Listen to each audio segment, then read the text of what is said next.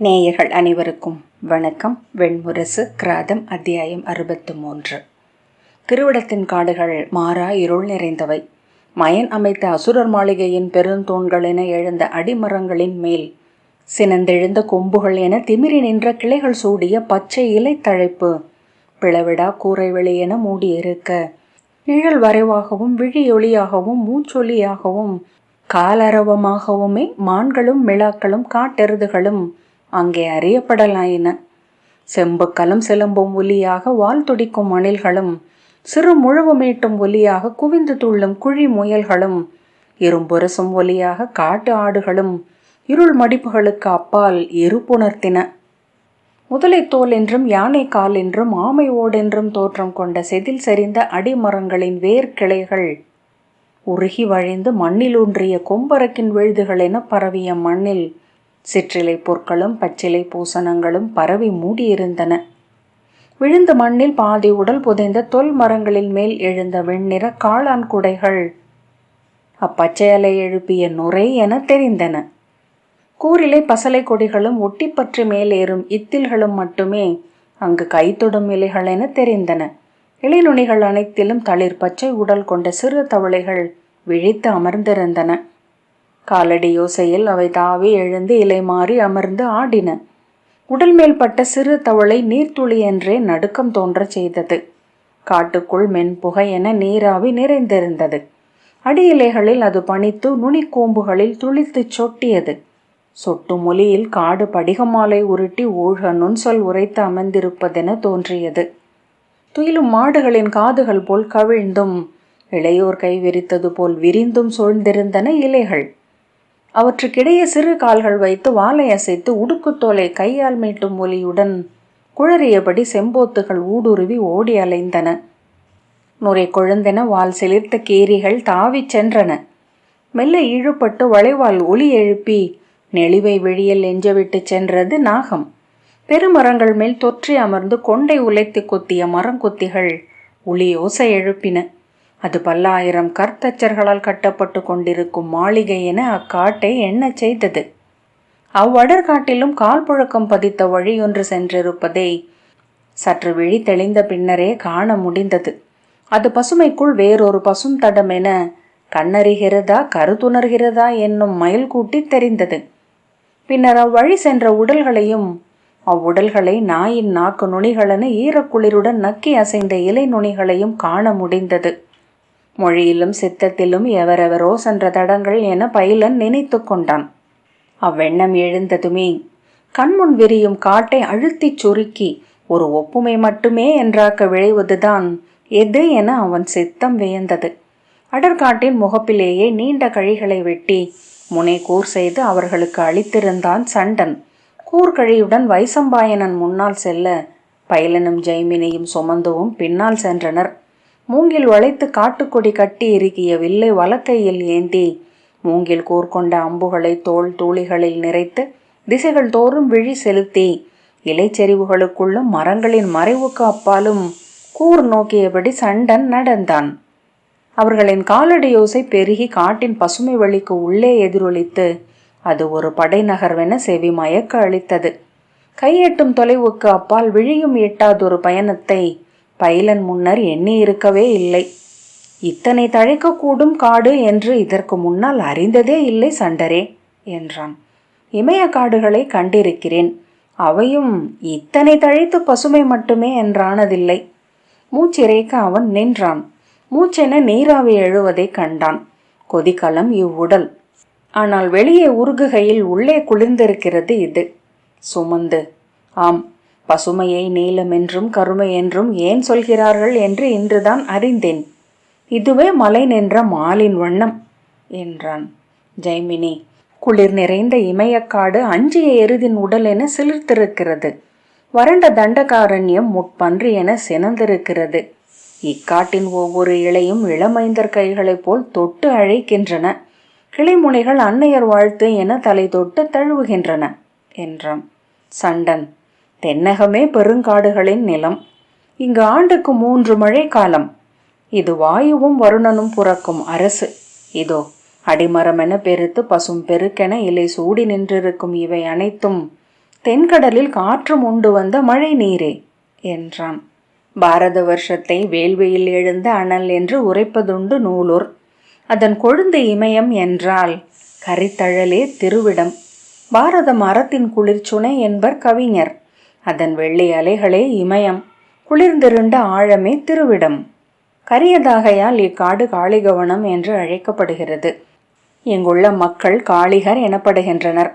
பாதாளத்தை ஆளும் வாசுகியின் வழி வந்த காளிகன் என்னும் கருநாகத்தின் நச்சிலிருந்து முளைத்தெழுந்த காளர்கள் என்னும் தொல் பிரஜாபதிகள் நூற்றெண்மரால் உருவாக்கப்பட்ட குலம் என அவர்கள் தங்களை பற்றி சொல்கிறார்கள்.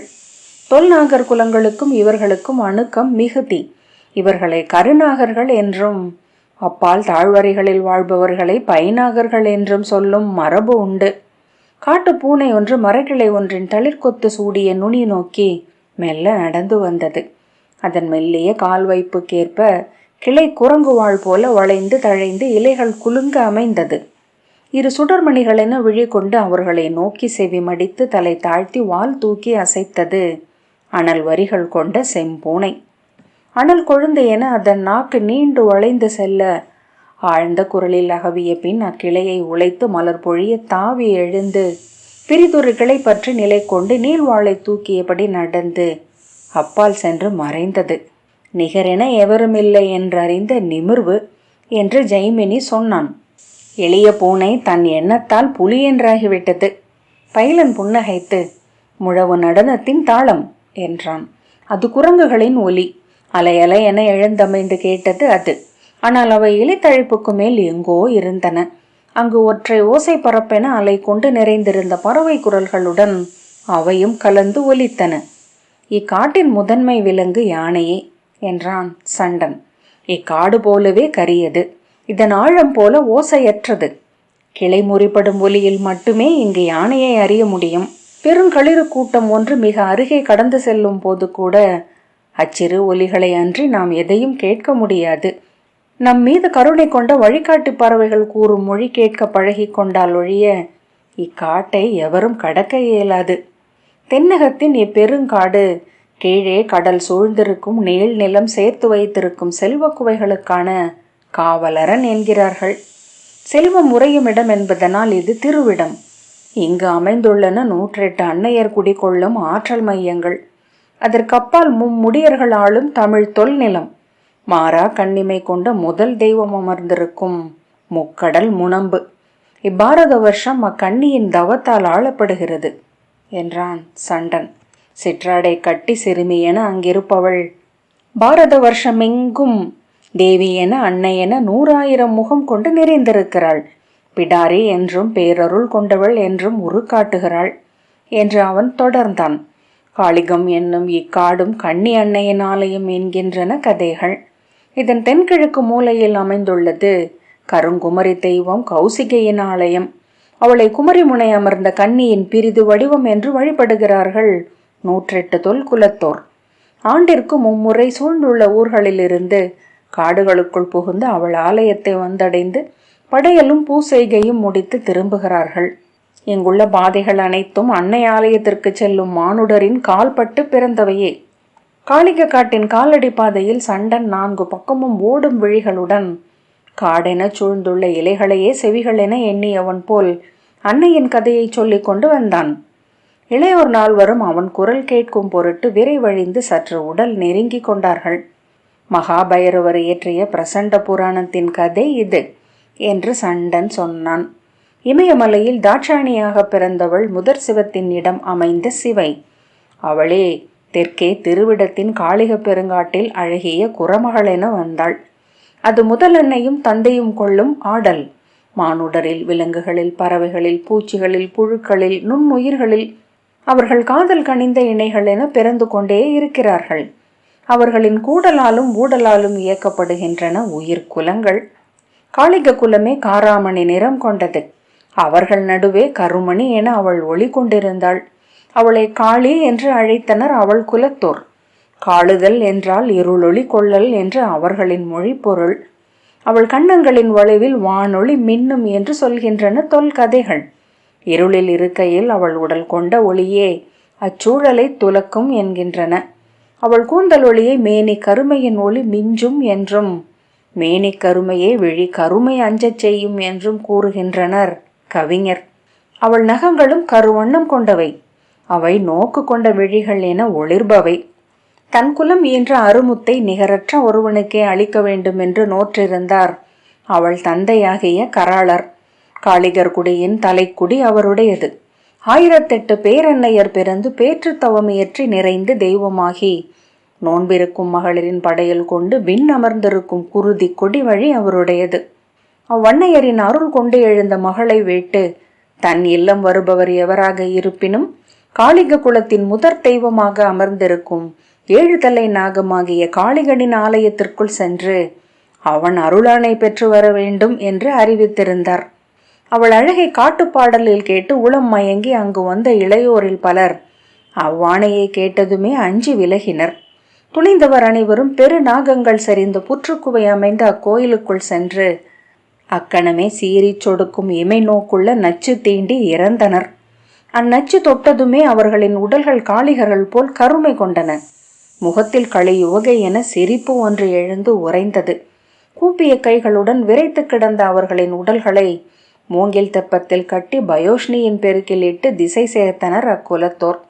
ஒவ்வொரு நாளும் பயோஷ்ணியில் ஒழுகும் ஒரு உடல் அவளை ஊருக்கு அறிவித்து சென்றது. பின் அவள் வெல்ல முடியாதவள் என்றே அறியப்படலானாள். உச்சிப்பாறை முகட்டில் கனிந்த தேன் கூடு அவள் என்றனர் அயலூர்களின் அங்காடி பாடகர். அரியதேதும் இறைவனுக்கே என்றனர் காடுகளின் முதுகுலத்தோர். அவளை ஈன்ற அன்னை தன் மகள் கண்ணி என்று நின்று விடுவாள் என்று அஞ்சி துயர் கொண்டு ஏங்கலானாள். கண்ணி என்று நின்றிருப்பதே அவள் ஊழ் என்றால் அவ்வண்ணமே ஆகுக என்று அவள் தந்தை சொன்னார். ஆனால் தன் ஆளுள்ளத்தில் அமைதி இழந்தமையால் அவளை நோக்குவதையே தவிர்த்தார். நாள்தோறும் ஒளி கொள்ளும் இவள் ஒரு நாள் சுடரென்றாகி வெண்புகுவாள் போலும் என்றனர் குடிப்பாணர். அவள் நோர்க்கும் கண்ணிமை கணிந்து கணவன் வருவான் என்றார் குலப்பூசகர். அவளை மணப்பதற்கென்று அனல்வண்ணன் விந்திய அடுக்கின் 7 மலையை படி என்றாக்கி இறங்கி வந்தான்.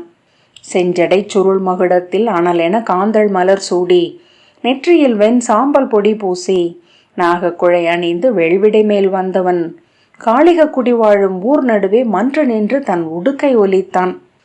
எவரெவரெவரெவரென எவரெவரெவரெவரென ஒலித்தது குறுந்தோல் வட்ட கொட்டு. குடில்களுக்குள் இருந்து எட்டி பார்த்தவர்கள், யார் இவன்? எருக்குமாலை அணிந்திருக்கிறான், பன்றிப்பல் பிறை சூடிய செஞ்சடையன், முன்பு கண்டதில்லையே இவனை என வியந்தனர். தன் மையக்குடில் விட்டு நாகப்படம் செதுக்கிய மரக்கொந்தையும் கல்மணி மாலையும் அணிந்து வெளிவந்த கராளரை நோக்கி அவன் முழங்கும் குரலில், குறவர்க்கரசே, உன் மகளை மனம் கொள்ள வந்துள்ளேன் என்று உரைத்தான். இளிவரல் புன்னகையுடன் கராளர், மகட்கொடை மறுத்தல் எங்கள் அன்றாட நிகழ்வாகி 5 ஆண்டுகள் ஆகின்றன செஞ்சடையரே. முடிகொண்ட மாமன்னர்கள் அனுப்பிய தூதர்கள் வந்து இங்கு நிறை கொண்டு நிற்காது ஒரு நாளும் கடந்து சென்றதில்லை. எங்கள் குல தெய்வமென அமர்ந்திருக்கும் கூர் நெஞ்சின் தொடுகை ஏற்று இறந்தவர் நிறையோ அதனினும் பெரிது. மலைமகனென தோன்றுகிறீர், விரைவிலா விடையேறி வந்திருக்கின்றீர், உமக்கும் அதுவே நெறி என்றார். தன் முப்பிரி வேலை தோல் சாய்த்து இனிய புன்னகையுடன் ஏறிவண்ணன் சொன்னான், நஞ்சு எனக்கு புதியதல்ல, நான் உண்ணும் அமுதே அது. காட்டுக உங்கள் குலதெய்வம் உறையும் புற்றுக்கோயிலை. அவன் புன்னகையின் தெளிவு அவர்களை குழப்பியது. கராளர் ஒருமுறை தன் துணைவியை திரும்பி நோக்கிய பின், அவ்வண்ணமே ஆகுக என்றார். அவள் அவன் மேனி பொலிவை நோக்கி கை கூப்பி கண்ணீர் படலம் ஒளிவிட நின்றிருந்தாள். ஆனால் இது உன் தேர்வு என்றும் இவ்விருப்பு பழிக்கு எங்கள் குடி பொறுப்பல்ல என்றும் நீரையோ நிலத்தையோ தொட்டு நீ ஆணை அளிக்க வேண்டும் என்றார் கராளர். அவன் நிலம் தொட்டு, ஆணை ஆணை ஆணை, இது என் முற்றுறுதி என்றான்.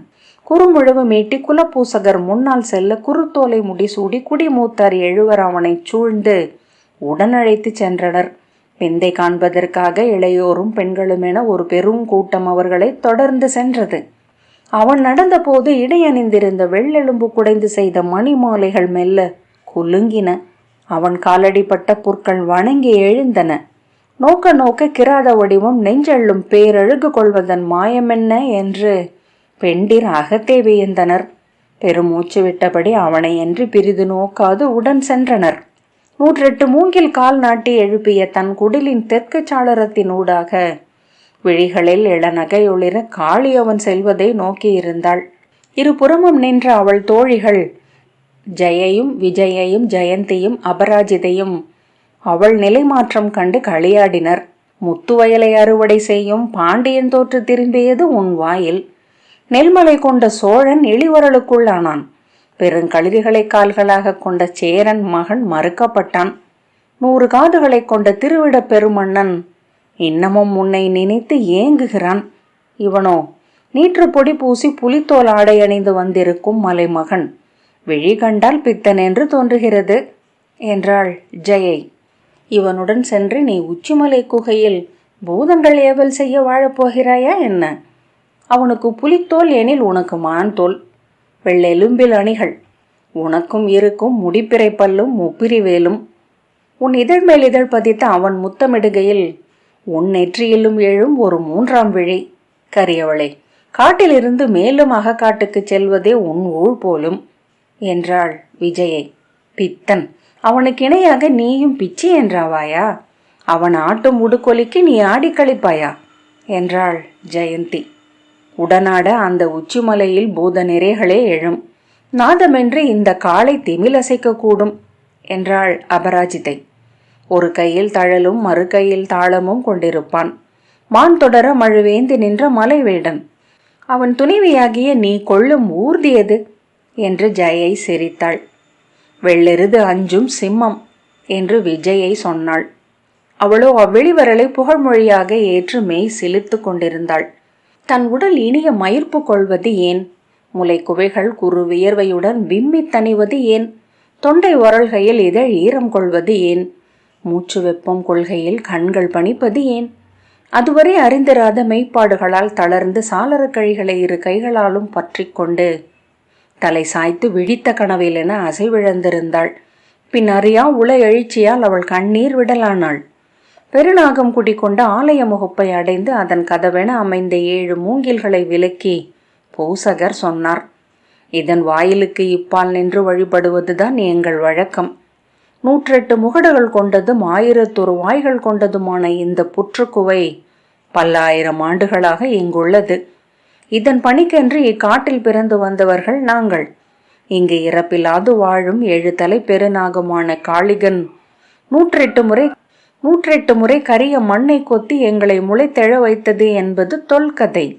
படையலும் பூசைகளும் வெளியில் இருக்கும் இந்த 3 பலிபீடங்களில் மட்டுமே நிகழ்வது வழக்கம். அவன் மேல் நீரிட்டு வாழ்த்தி பூசகர் சொன்னார்.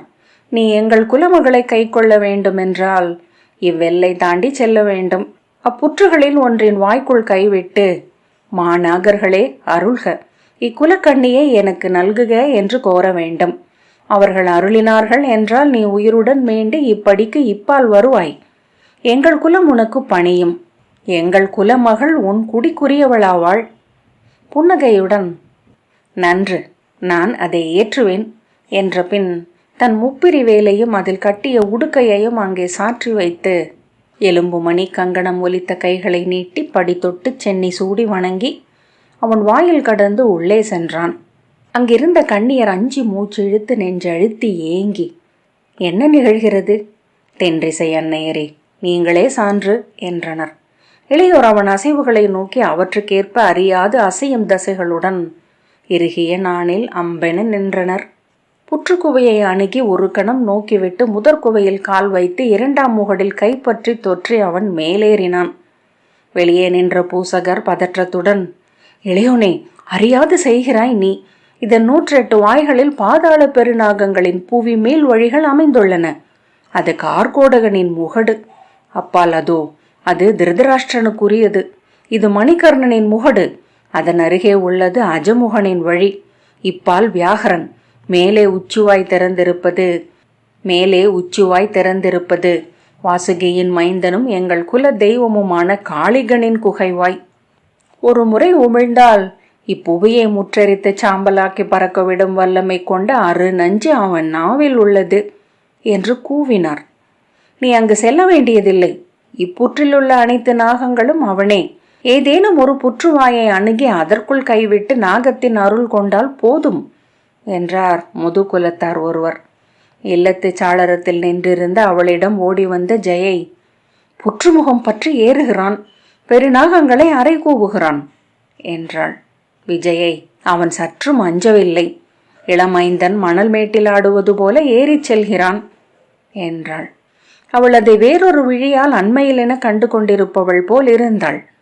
கூடி நின்றவர்களில் ஒருத்தி தன் நிறை அழிந்து, வேண்டாம், நச்சு பெருக்கு அப்புற்று, விலகி விடுங்கள் இளையோனே, வீண் முயற்சி வேண்டாம் என கூவினாள்.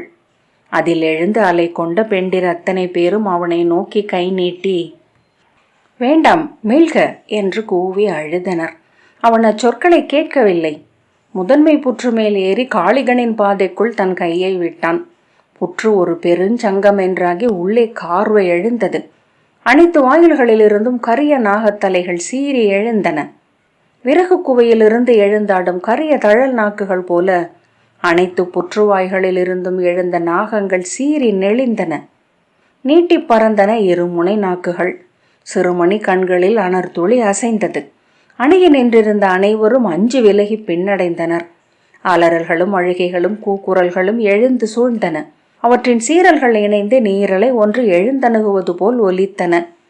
மையப் பெருவாயிலிருந்து 7 தலைகளும் பறக்கும் சென்னாவும் செம்மணி விழிகளுமாக அள்ள எழுந்த 7 விரல் கை போல் எழுந்து நின்றாடியது கருநாகமாகிய காளிகன்.